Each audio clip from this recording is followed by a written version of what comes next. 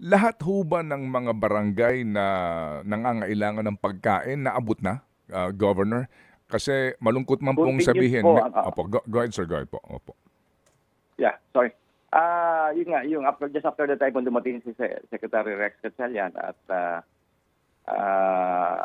the following day, yung araw na yun, mga 10,000 ang more or less 10,000 food packs ang dumating by C-130 from regional office ng PSWD.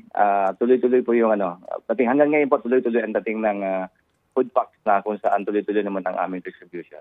Opo, opo. Pero naabot na po lahat ng barangay, ano ho, na as in kasi malungkot pong minsan pag panoorin yung yung kababayan po natin na nananawagan ng pagkain o tubig, parang ang dating po hindi pa sila naaabutan po ng tulong, Governor.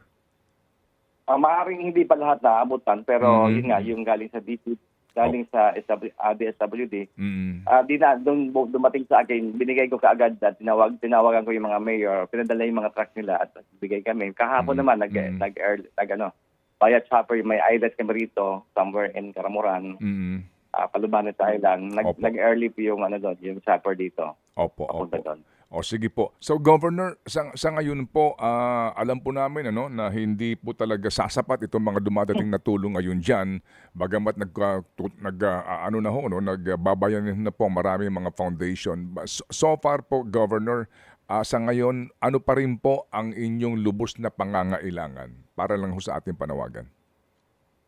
More on again, Ted, more on construction material. Kasi sa dami ng nasiraan ng bahay, siguro after the relief, siguro recovery good tayo. Yung mga pangangailangan natin sa rebuilding ng bahay na kung saan umaasa sila sa tulong ng national government at mga NGOs, mga foundation na gustong tumulong sa atin.